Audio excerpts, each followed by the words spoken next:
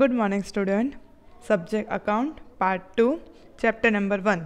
इससे पहले ऑलरेडी हमने प्रीवियस वीडियो में एंट्रीज पढ़ी थी कि कोई भी जनरल एंट्री ट्रांजैक्शंस दिया तो उसकी एंट्री कैसे पास करना है, वो हमने पढ़ा था। ये शेयर मार्केट में इंस्टॉलमेंट में जो भी कॉल अप होता है उसको हम कैसे पास करते हैं। अब देख रहे हैं example number 1। Saleja Company Limited issue 2,40,000 equity share of ₹10 on which the amount call up was as under. On application ₹3 per share, on allotment ₹3 per share, on first call ₹2 and on final call ₹2। अब हमें यहाँ पे देखो दिखा है कि सैलेजा company limited है, उसको 2,40,000 इक्विटी शेयर चाहिए जिसकी फेस वैल्यू है 10 रुपये, मतलब जिसकी कीमत है 10 रुपये। अब उन्होंने कैसे अमाउंट कॉलअप किया है, तो एप्लीकेशन के टाइम पे 3 रुपये, अलॉटमेंट के टाइम पे 3, फर्स्ट कॉल के टाइम पे 2 एंड फाइनल कॉल के टाइम पे 2। अब ये हम सबको प्लस करो तो ये टोटल होता है हमारा 10, जो हमारा फेस वैल्यू है। उसके आगे हमारा दिया है amount calls on allotment and call way receive in full on time. जो भी अमाउंट हमने कॉलअप किया है अलॉटमेंट में हो या फिर कॉल के टाइम पे, जो भी अमाउंट हमने बोला है वो उनने पूरा हमें टाइम पे मिल गया है। Application receive for the all share, हमें जितने शेयर चाहिए थे 2,40,000 उस सब से हमें एप्लीकेशन पूरा मिला है। पास द जनरल एंट्री, अब जनरल एंट्री हमें पास करना है। तो सबसे पहले जनरल एंट्री पास करते हैं तो हमने स्टार्टिंग में पढ़ा था कि एप्लीकेशन की जनरल एंट्री कैसे करते हैं, बैंक टू इक्विटी एप्लीकेशन। ये पहली हमारी जनरल एंट्री थी, बैंक टू इक्विटी एप्लीकेशन, जिसमें हमारा टोटल इक्विटी शेयर कितने हैं 2,40,000। तो हम लिखेंगे यहाँ पे 2,40,000 मल्टीप्लाई 3, तो हमारा आएगा 7,20,000। फिर वैसे उसको क्लोज करेंगे। मैंने बोला था कि कोई भी यहाँ पे चीज़ को हम ओपन करते तो उसको हम ट्रांसफ़र करते हैं शेयर कैपिटल में, तो उसको क्लोज करेंगे तो यहाँ पे एप्लीकेशन हमारा क्रेडिट में था तो वो हो जाएगा डेबिट में। तो equity share application to equity share capital same 2,40,000 multiply हमारे 3 रुपीज़ के हिसाब से। फिर सेकेंड है हमारा अलॉटमेंट। तो अलॉटमेंट की पहली एंट्री क्या थी, equity share allotment to equity share capital. फिर उसकी सेकेंड यहाँ पे सेम 2,40,000 मल्टीप्लाई 3 रुपीज़, तो 7,20,000। इसको क्लोज करेंगे तो सेकेंड एंट्री हमारी होगी bank account to equity share allotment, क्योंकि यहाँ पे इक्विटी शेयर अलॉटमेंट डेबिट था तो यहाँ पे हम क्रेडिट करेंगे, उसको क्लोज करेंगे। सेम हमारा 2,40,000 मल्टीप्लाई 3 रुपीज़ के हिसाब से, तो हमारा आएगा 7,20,000। फिर उसके बाद था फर्स्ट कॉल, तो equity share first call to equity share capital 2,40,000 multiply 2 rupees, क्योंकि हमारे फर्स्ट कॉल में कितनी अमाउंट थी 2 रुपीज़ पर शेयर। उसको क्लोज करेंगे तो होगा bank to equity first call. Same वैसे हम फाइनल कॉल करेंगे, equity final call to share capital and bank to equity final call. इससे पहले जो मैंने बोला था कि जनरल एंट्री लर्न करनी है, अगर वो जनरल एंट्री लर्न होती पूरे एडजस्टमेंट आराम से कर सकते हो। तो ये हमने जनरल एंट्री पास की। उसके आगे बोला है also prepare equity share capital account, equity share application account, equity share allotment account, equity share first call and equity share final call. तो अलग से ये अकाउंट्स भी बनाना है, तो इसमें मैं पहला अकाउंट बता देती हूँ, इक्विटी शेयर कैपिटल वाला। हमने ऑलरेडी 11th स्टैंडर्ड में लेजर पोस्टिंग सीखी थी, सेम वैसे ही लेजर पोस्टिंग करना है, मतलब यहाँ पे हमें इसका लेजर पोस्टिंग बनाना है। तो हमारा इक्विटी शेयर एप्लीकेशन में हमारा फॉर्मेट होगा डेट पर्टिकुलर जेएफ अमाउंट, ये हमारा डेबिट साइड है left hand side, date particular JF amount ये हमारा क्रेडिट साइड है।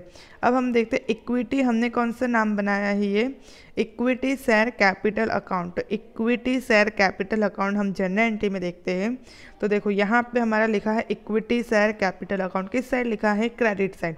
तो हम जाएंगे क्रेडिट साइड और सामने किसका नाम है इक्विटी शेयर एप्लीकेशन, तो हम जाएंगे क्रेडिट साइड में और नाम लिखेंगे बाय इक्विटी शेयर एप्लीकेशन 7,20,000। वैसे ही दूसरा हमारा इक्विटी शेयर कैपिटल कहाँ लिखा है, तो यहाँ पे इक्विटी शेयर कैपिटल अकाउंट सामने है इक्विटी शेयर अलॉटमेंट, तो जाएंगे क्रेडिट साइड में और नाम लिखेंगे equity share allotment 7,20,000।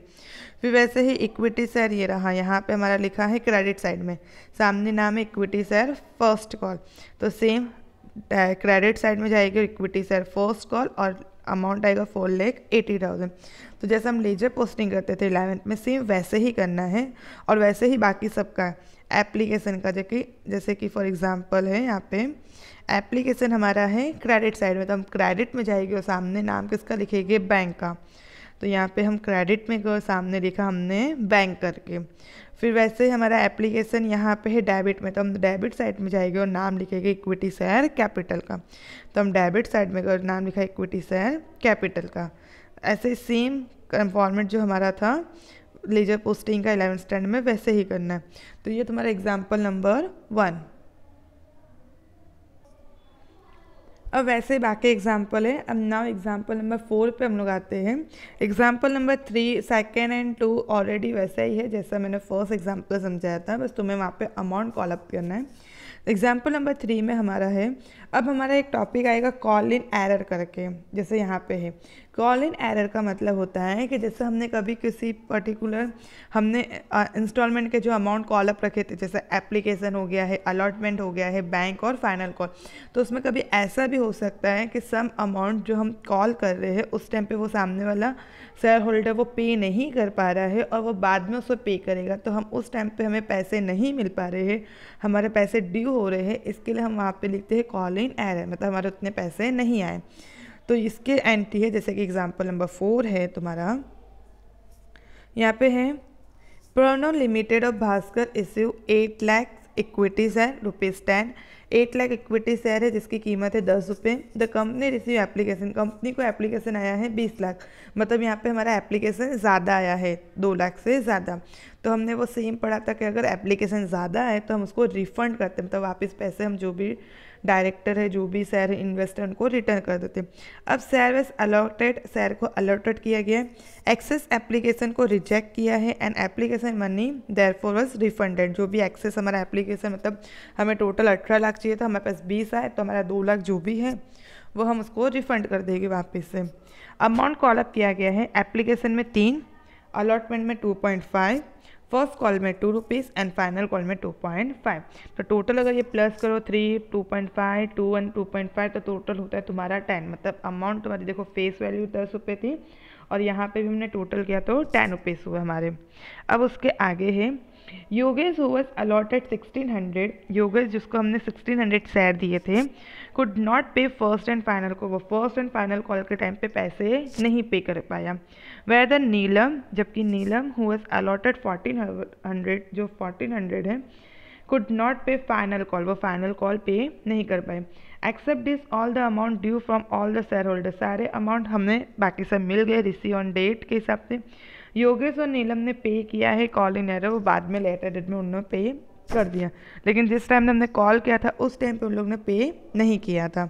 Journal entry पास करनी है, तो सबसे पहले सेम हमारा एप्लीकेशन के टाइम पे हमारी जर्नल एंट्री क्या होती है, बैंक टू इक्विटी एप्लीकेशन, तो यहाँ पे लिखेगी बैंक टू इक्विटी एप्लीकेशन।